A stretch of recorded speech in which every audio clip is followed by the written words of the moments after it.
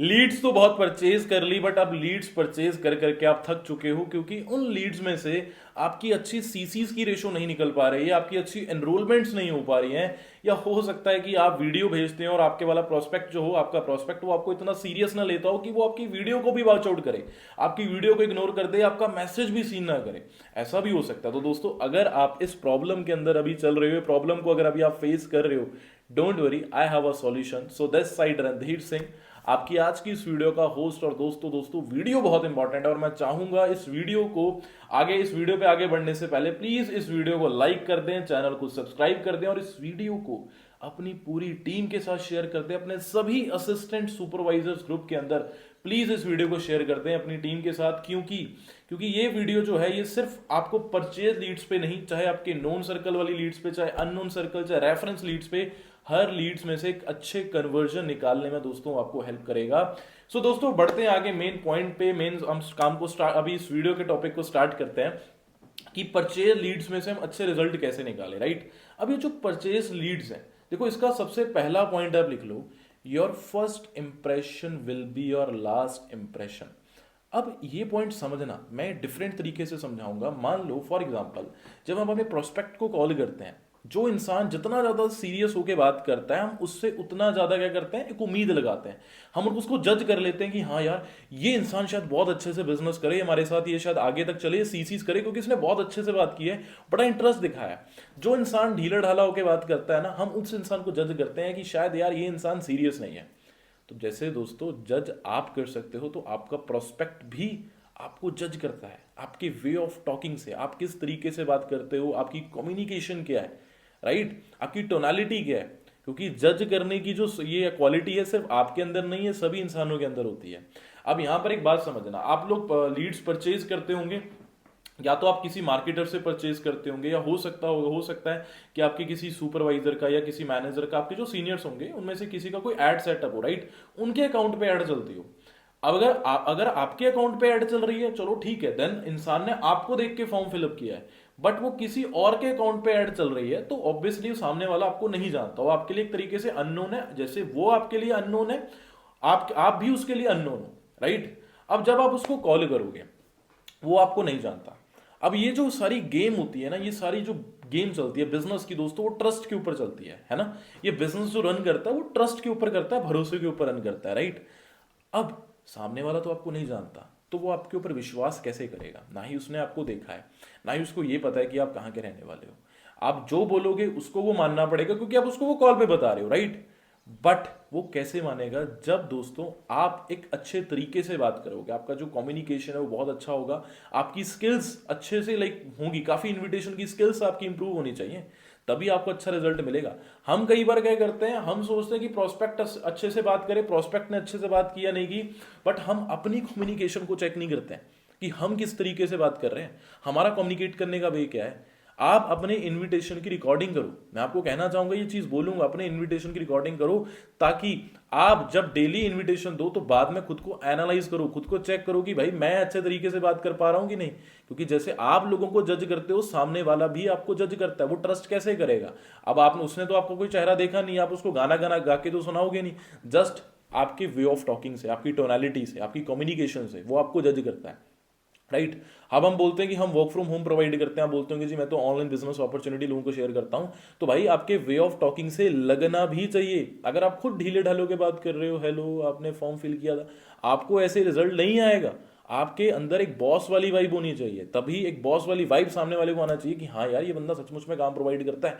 आपकी आवाज में एक कमांड होनी चाहिए, है ना, राइट। एक आप बोल रहे हो हेलो आपने फॉर्म फिल किया था, एक आप कह रहे हो कि हाँ जी राहुल आपने फॉर्म फिलअप किया था। टोन देखो, टोन का फर्क आ जाता है, राइट। तो टोनालिटी आपकी बहुत ज्यादा मैटर करती है, तो सामने वाला भी आपको जज करता है। Your first impression will be your last impression.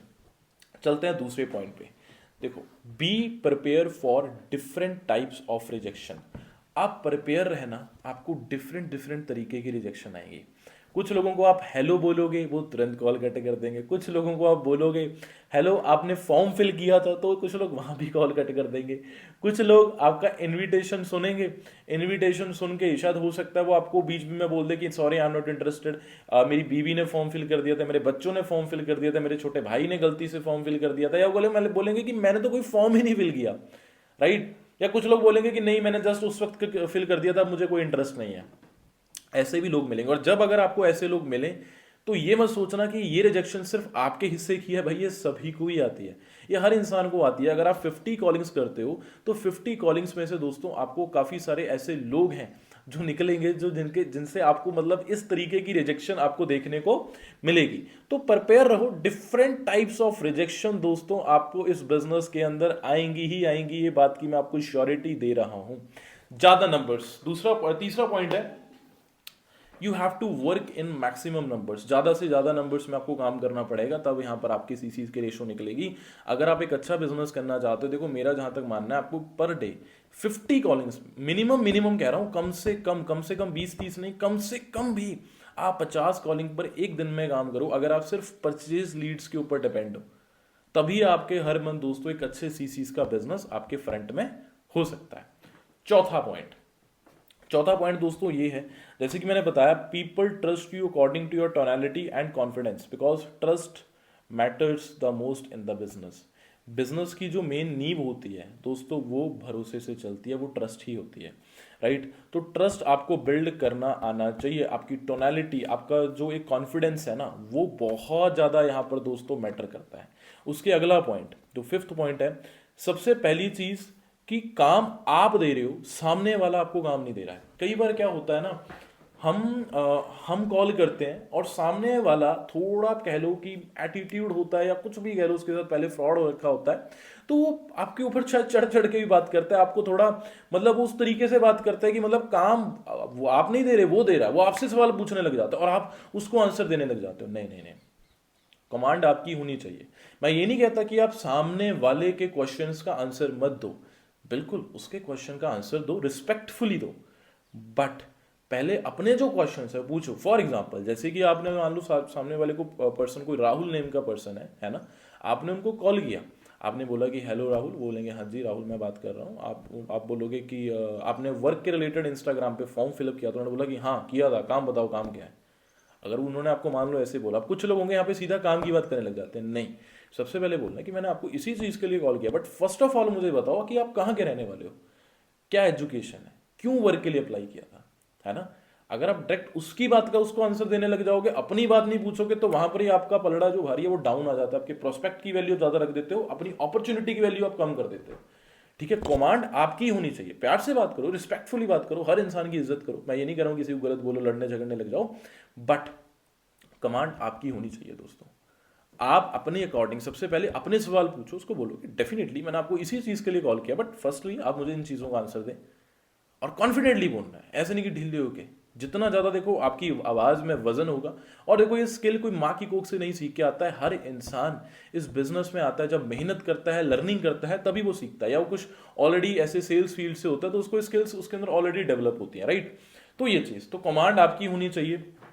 उसके अलावा मैं एक चीज दोस्तों आपको सजेस्ट करूंगा, देखो मेरा ये पॉइंट बताने का कहने का मतलब ये नहीं है कि आप सामने वाले की रिस्पेक्ट ना करो। अगर आपका जो प्रोस्पेक्ट है, आप उसको कभी भी सर या मैम वर्ड मत यूज करो।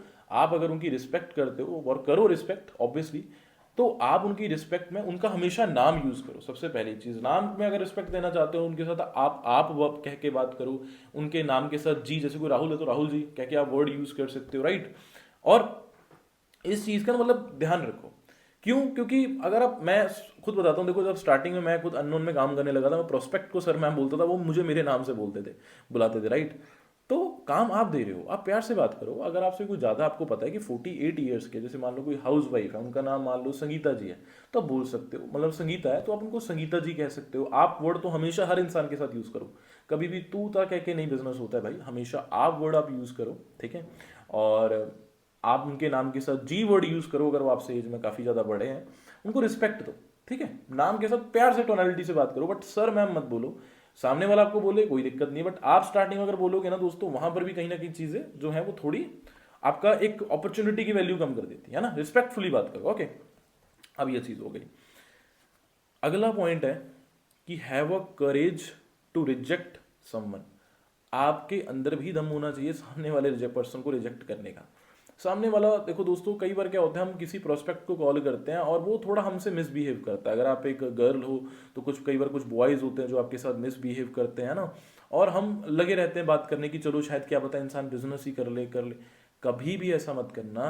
आप दोस्तों देखो ये चीज़, specially to all the girls and all the housewife womens, सभी को ये चीज़ बोलना चाहूँगा कि आप भी अपने प्रोस्पेक्ट को रिजेक्ट करने का दम रखो। आप डायरेक्टली बोलो कि सॉरी, आई थिंक आपका ये वे ऑफ टॉकिंग, आपके मैनर्स हमारे वर्क के लिए गुड फिट नहीं है, सॉरी आप वर्क नहीं कर सकते। कॉल कट करो, ब्लॉक कर दो अगर आपको लगता है वो आपको तंग कर रहा है, राइट। अगर कोई इंसान, अगर मेल्स भी मान लो किसी मेल से बात कर रहे हैं, सामने वाला बट आपसे तू तड़ा करके बात कर रहा है, मिसबिहेव कर रहा है, अच्छे मैनर से बात नहीं कर रहा है, तो आप उनको बोल दो कि सॉरी, आपके लिए आई थिंक आपकी ये जो वे ऑफ टॉकिंग है, आपका ये जो कम्युनिकेशन का वे है, ये हमारे वर्क के लिए गुड फिट नहीं है, सो सॉरी आप वर्क नहीं कर सकते, कॉल कट कर दो।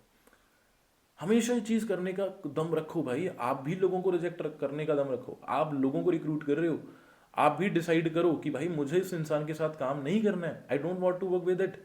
कोई दिक्कत नहीं। जब आपके अंदर ये एटीट्यूड होगा ना, जब आपके अंदर ये चीज भी आ जाएगी, मैं ये नहीं कहता कि गुस्से में फोन काटो, गुस्से में कुछ बोलो, प्यार से कॉल काटो, और जब आपके अंदर ये स्किल डेवलप हो जाएगी ना, मैं आपको कहता हूँ बहुत अच्छे सीसीज का भी बिजनेस आप कर लोगे, बिकॉज आप क्वालिटी में वर्क करना स्टार्ट कर दोगे, क्वांटिटी में नहीं। आप फालतू लोगों पे टाइम वेस्ट करना बंद कर दोगे, ये बात याद रखना। और जो इंसान इस तरीके से आपसे बात करेगा, जब आप उसको खुद ऐसा रिस्पॉन्स दोगे ना, उसको कहीं ना कहीं खुद फील होगा, अपनी गलती एहसास होगी, और वो खुद आके से कई बार आपके साथ काम करना चाहेगा। ये बात याद रखना, ठीक है। ये भी पॉइंट है। And be a pro in objection handling. आपको प्रो बनना पड़ेगा ऑब्जेक्शन हैंडलिंग के अंदर। देखो ऑब्वियसली एक प्रोस्पेक्ट के मन में बहुत सारे सवाल होते हैं। देखो मेन 3 सवाल होते हैं, काम क्या करना है, स्कैम और फ्रॉड तो नहीं है, इन्वेस्टमेंट तो नहीं है ना। तो इनके ना आपने आंसर नहीं देने। Don't just give answer to them, give them clarity. देखो आंसर और क्लैरिटी में बड़ा फर्क होता है। मान लीजिए किसी ने आपको बोला कि स्कैम और फ्रॉड तो नहीं है, और एक तरफ आपने बोल दिया नो नहीं है, बट एक तरफ आपने उनको क्लैरिटी दी, आंसर के साथ साथ क्लैरिटी दी। कैसे?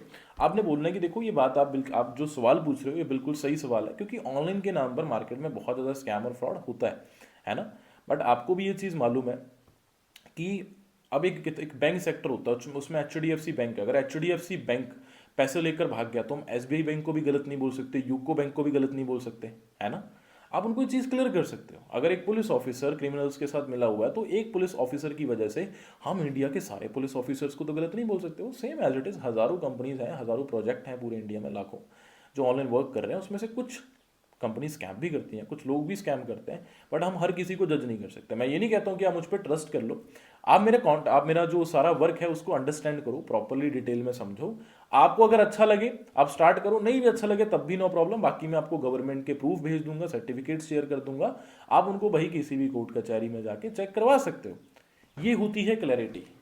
So don't just give them answer, give them clarity, क्योंकि क्लैरिटी से क्या बनता है जी? ट्रस्ट डेवलप होता है। दोस्तों अगर यहां तक वीडियो पसंद आ रही है ना, प्लीज इस वीडियो को लाइक कर देना, कमेंट करके जरूर बताना यार आपको वीडियो कैसा लगा। अभी आगे और पॉइंट है, टीम के साथ जरूर शेयर करना अपनी, ठीक है। आगे और कुछ चीजें आपको कॉल पर भी क्लियर करनी आनी चाहिए। देखो पता क्या होता है ना, कई बार हम जैसे अब कुछ न्यू पर्सन होते हैं, उनको लोग सवाल पूछते हैं कि यार काम क्या करना है, हम बोलते हैं वो आपको वीडियो में पता चल जाएगा। ऐसा मत करो। आपको कुछ चीजें तो कॉल पे क्लियर करनी आनी चाहिए ना, बता सकते हो कि मेनली बेसिक एक वर्क की इंट्रोडक्शन देनी आनी चाहिए आपको। अगर आप थोड़ी बहुत भी वर्क की इंट्रोडक्शन नहीं दे रहे हो, जैसे आप बोल सकते हो कि हमारा जो काम है हम यहाँ पर डिस्ट्रीब्यूटर्स जनरेट करते हैं, इंडिया के अंदर भी करते हैं, आउट ऑफ इंडिया का लाइसेंस भी होता है, अलग अलग डिपार्टमेंट्स में हम डील करते हैं ना। और आपको प्रॉपर प्रोसेस हमारी वीडियो के अंदर क्लियर होगा। इंट्रोडक्शन के बारे में थोड़ा बहुत तो बताओ, थोड़ी बहुत अपने सीनियर से सीख लो। आपके सीनियर ने प्रॉपर एक उनके पास स्क्रिप्ट होगा, प्रॉपर उनके पास कुछ पॉइंट्स होंगे जिनको आप बोल सकते हो, राइट।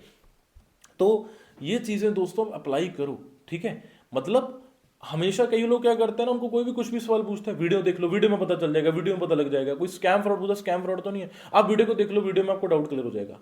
थोड़ा बहुत भाई खुद तो एफर्ट डालो।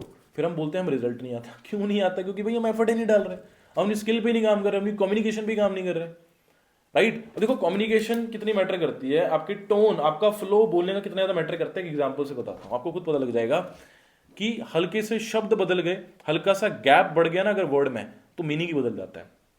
फॉर एग्जाम्पल लेट सपोज हम 4 लोग बैठे हैं ग्रुप के अंदर, है ना। अब मेरा एक फ्रेंड है, वो बीच में कोई बात हुई, वो नाराज हो गया, उसका नाम विशाल है, वो उठ के जाने लगा, है ना। तो मैंने अपने 3 दोस्तों को बोला, मैं 2 बार ये लाइन बोलूंगा, इसका अलग अलग मीनिंग मिल जाएगा। पहला है जी, रोको मत जाने दो। एक है, रोको मत जाने दो। चारों वर्ड्स चारों जगह सेम, अपनी जगह पे है सेम, जस्ट एक जगह थोड़ा सा मैं गैप लेके बोल रहा हूं, उसकी वजह से पूरा पूरा मीनिंग ही बदल गया लाइन का। एक है रोको मत जाने दो, एक है रोको मत जाने दो। पहले का मतलब बन रहा है कि यार रोको मत जाने दो, और दूसरे का मतलब बन रहा है रोको मत जाने दो। तो देखो चारों वर्ड्स अपनी जगह बिल्कुल एज इट इज सेम है, बट फ्लो बदला, गैप बढ़ गया वर्ड्स के अंदर, मीनिंग ही बदल गया। तो दोस्तों हमारे शब्द बहुत ज़्यादा मैटर करते हैं, ये जुबान से बिजनेस चलता है। जितना ज़्यादा आपकी जुबान चलेगी उतना ज़्यादा बिजनेस चलेगा। बट भाई जुबान अच्छे तरीके से यूज़ करनी है, कोई गलत तरीके से यूज़ नहीं करनी है, कोई और मीनिंग मत निकाल लेना। तो भाई इस तरीके से आप अपना बिजनेस बहुत अच्छे तरीके से बढ़ा सकते हो। दोस्तों अगर आपको ये प्लीज़ वीडियो पसंद आए, इस वीडियो को ना ज़्यादा से ज़्यादा लाइक करें, कमेंट करके बताएं आपको वीडियो कैसा लगा, और शेयर कर दें अपनी पूरी टीम्स के अंदर। एंड इस चैनल को सब्सक्राइब करना बिल्कुल भी मत भूलना, एंड मुझे इंस्टाग्राम पे जरूर फॉलो कर लेना, राइट। तो दोस्तों वीडियो इतनी थी, बाकी मेरी तरफ से आप सभी को wish you all the very best.